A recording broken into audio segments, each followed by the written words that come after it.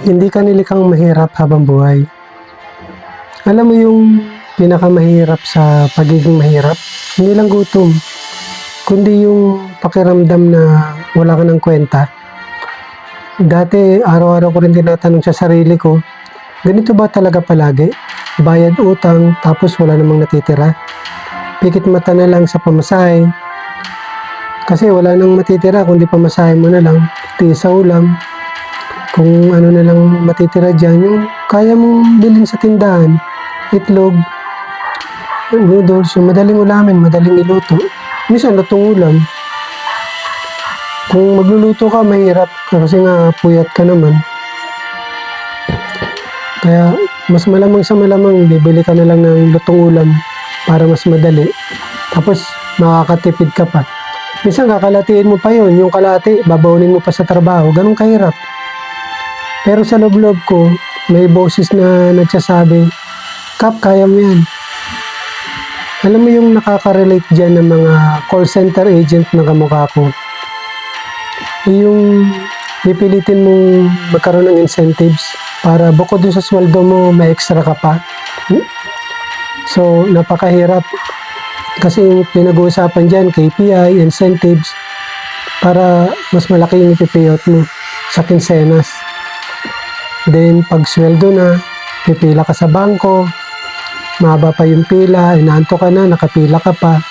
Pero kailangan mo makuha yung sweldo mo kasi nakaabang na yung bayarin, yung gastusin. Kung may nahiram ka pang pera, nandiyan na, nagmamadali ng masingil ka, may tubo pa yun. So, madaling salita, kapag kinumpute mo yun, sa araw na yun, di mo alam kung masaya ka o malungkot.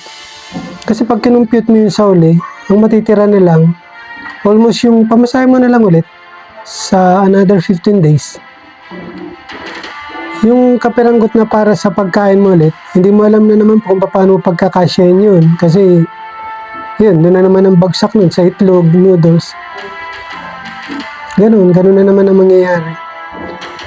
Tapos, libre naman yung kape sa call center.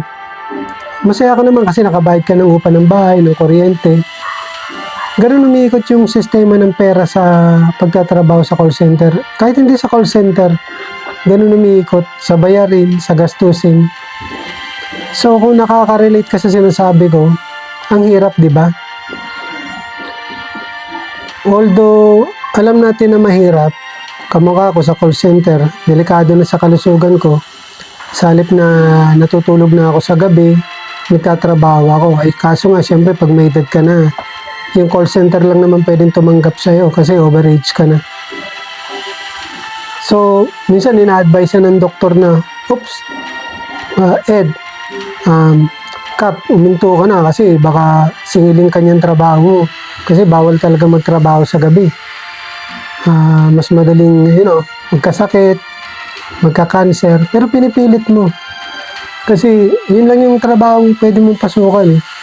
Pero ang ending, kapag tumigil ka na, may sakit ka na.